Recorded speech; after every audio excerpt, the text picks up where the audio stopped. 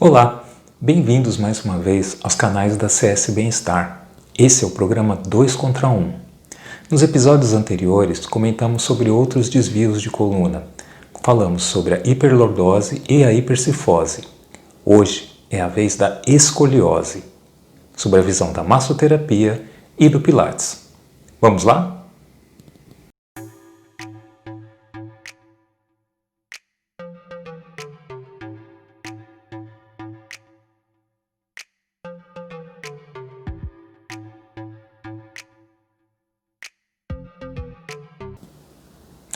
A escoliose é uma deformidade caracterizada principalmente por uma curvatura lateral da coluna. A coluna vertebral não apresenta nenhuma curvatura fisiológica no plano frontal. Portanto, qualquer inclinação dessa estrutura poderia ser considerada uma escoliose. Apesar disso, geralmente só se considera efetivamente escoliose quando a medida dessa curvatura ultrapassa os 10 graus de ângulo de Cobb. O ângulo de Cobb ele foi originalmente usado para medir e classificar a escoliose nas radiografias. Mais tarde, ele foi adaptado para medir e classificar outras deformidades. Geralmente, as escolioses são designadas pelo lado da sua convexidade e pela região da coluna em que se encontra a curvatura aumentada. É importante salientar o que esse processo de deformidade causa. As costelas, elas acompanham a rotação das vértebras, ficando de um lado mais separadas e do outro mais estreitas, criando assim uma gibosidade que fica visível quando a pessoa flexiona o corpo para frente. A curvatura apresentada pela escoliose, ela pode ser funcional e nesse caso ela é geralmente reversível. Ela diminui ou desaparece quando se suprime a gravidade ou o fator de causa, como por exemplo a assimetria dos membros inferiores. E também ela pode ser estrutural, e ela é frequentemente acompanhada por uma segunda curva, como uma compensação para distribuir o peso corporal. Ela é progressiva em crianças em fase de desenvolvimento, por isso tem relação com aquele estirão de crescimento e o aumento da curva. Isso também fica claro e pode explicar o maior índice em mulheres, já que na puberdade o estímulo ele é mais rápido e pode favorecer o aumento da curvatura. A compensação feita pela coluna para minimizar o desalinhamento provocado por essa inclinação pode gerar até mesmo uma terceira curva na região cervical. A escoliose em curva única é chamada de escoliose em C e ela é desequilibrada e descompensada. A escoliose de dupla curvatura é chamada de escoliose em S. Ela é equilibrada e compensada. E só como um dado estatístico, a escoliose afeta de 1 a 2% da população.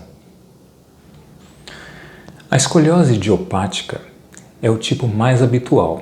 Ele assume cerca de 80% dos casos e é quando não se sabe o porquê de o paciente desenvolver aquela escoliose. Não é possível identificar a sua causa. Muitas teorias já foram apontadas, mas nenhuma foi avaliada como conclusiva, embora a causa hereditária pareça ser a mais forte dentre elas. Algumas pessoas são mais suscetíveis ao encurvamento da coluna.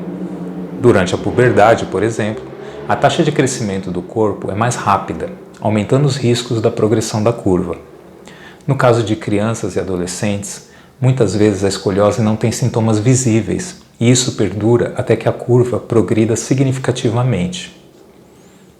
Alguns sinais físicos que normalmente podem evidenciar uma escoliose.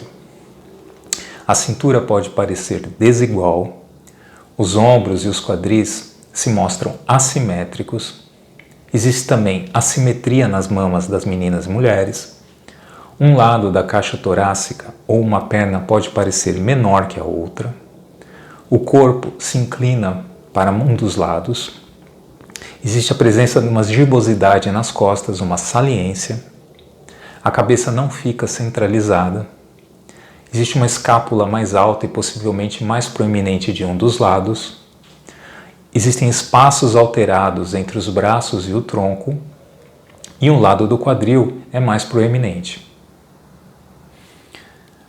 Outros sintomas da escoliose. Na grande maioria dos casos, os sintomas são bastante discretos, mas ainda assim podem surgir Dores musculares de intensidade leve ou alta, depende de cada caso. Sensação de fadiga nas costas, especialmente após um período prolongado na posição sentada ou em pé. E os fatores psicológicos que também estão envolvidos no processo.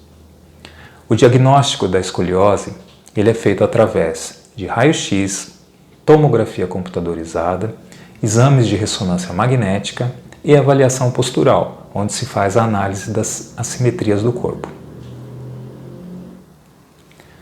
Os cuidados com a coluna vertebral devem começar na infância. A criança ela precisa ser estimulada no dia a dia a desenvolver uma postura correta, ou seja, aquela que demanda menor esforço muscular para garantir proteção de todas as estruturas da espinha dorsal. Adquiridos esses hábitos, o ideal é que sejam observados ao longo de toda a vida. Portanto, é fundamental manter o peso dentro dos padrões ideais de altura e idade. A obesidade ela representa um risco para o aparecimento dos desvios de coluna, pois o excesso de peso não só altera a posição de equilíbrio do corpo, como provoca o desgaste das articulações e pode levar à calcificação das vértebras. Evitar o sedentarismo. A prática regular de exercícios físicos, desde que bem orientados, representa um recurso importante para fortalecer a musculatura das costas, dos quadris, do abdômen e dar assim sustentação à coluna. Adotar uma alimentação saudável e variada, rica em cálcio. O cálcio é um mineral essencial para a saúde dos ossos. Redobrar os cuidados de proteção à espinha dorsal ao transportar objetos pesados. Carregá-los bem junto ao corpo ajuda a diminuir a força imposta sobre a coluna, a musculatura e as articulações. Fugir da automedicação para alívio da dor. Procurar ajuda médica diante de qualquer alteração que possa sugerir um desvio patológico da coluna. E escolher cuidadosamente o tipo de calçado e as mulheres a altura dos saltos.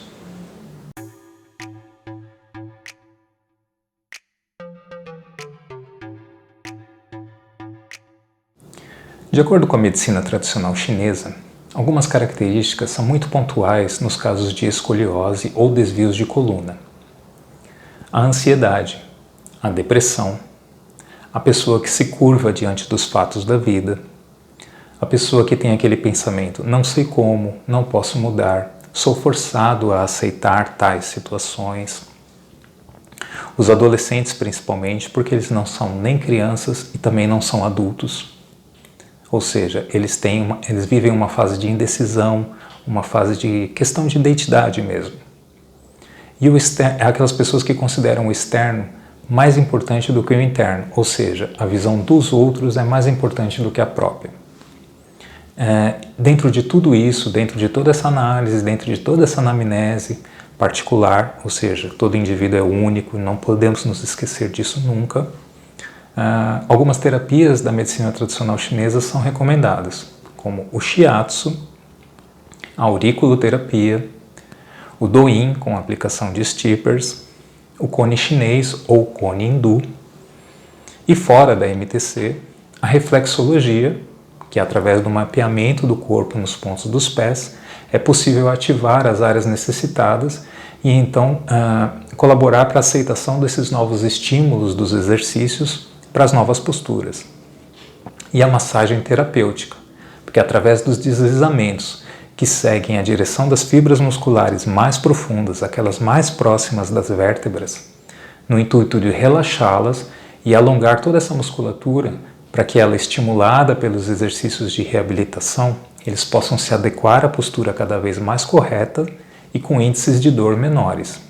E todo esse processo acompanhado dos alongamentos bem direcionados de acordo com o desvio e as suas causas.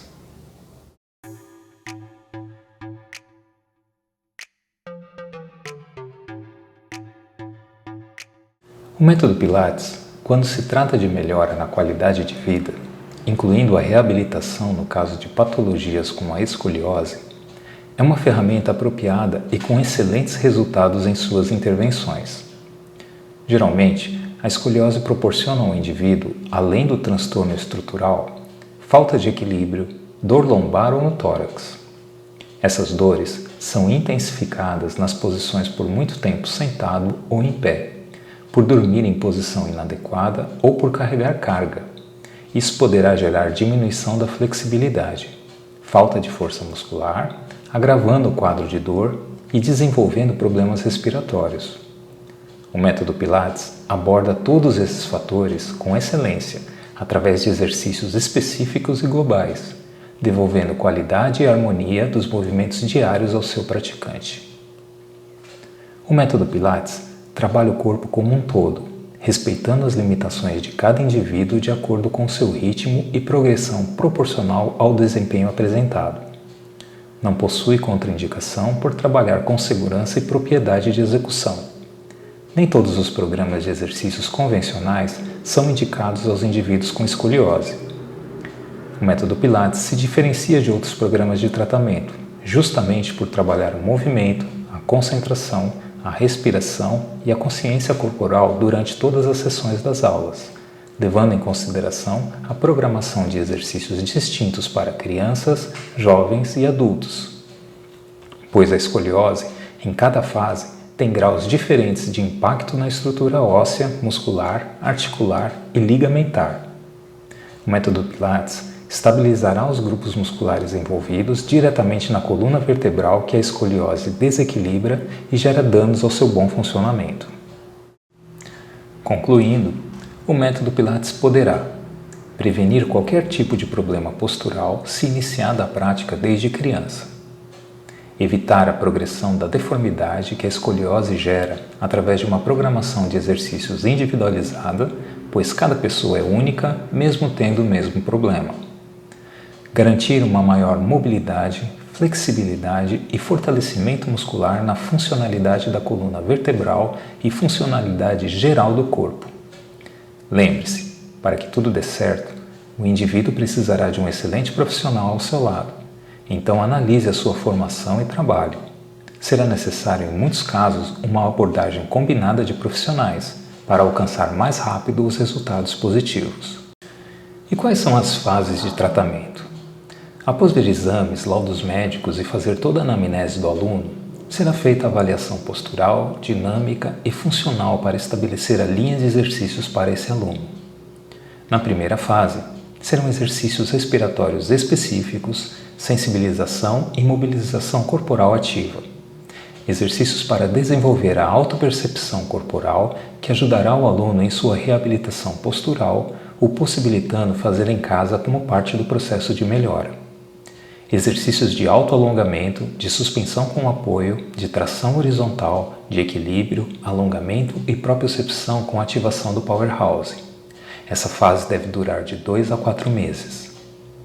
Na segunda fase, exercícios de força isométrica para músculos paravertebrais e ativação constante do Powerhouse através da respiração. Exercícios pliométricos, autocorreção ativa, resistência muscular na postura correta através do auxílio do maquinário do Pilates e desenvolvimento de reações de equilíbrio. Terá bastante exercício de extensão assimétrica corretiva e mobilização ativa. Essa fase deve durar 3 meses. Na terceira fase, condicionamento geral do Pilates com prática de exercícios mais complexos e coordenativos que exigem do aluno total concentração, controle de movimento com muita fluidez na execução, onde terá bastante exercício assimétrico com maior intensidade. Essa fase deve durar de 3 a 4 meses. O método Pilates deverá se tornar um complemento de outras atividades para se manter condicionado fisicamente e de forma plena. E aí, gostaram do programa de hoje? Esperamos que sim. Lembrando que todos os episódios do programa 2 contra 1 são publicados nas nossas redes sociais, ou seja, no Facebook e no Instagram, mas também no nosso canal do YouTube. Lá nós temos uma biblioteca completa do programa 2 contra 1, exercícios para idosos, dicas de massoterapia, pilates. São assuntos bem variados de qualidade de vida e bem-estar. Se puderem, façam uma visita ao nosso canal, se inscrevam para que vocês possam estar sempre atualizados ao nosso conteúdo. Muito obrigado pela sua audiência e até o próximo programa.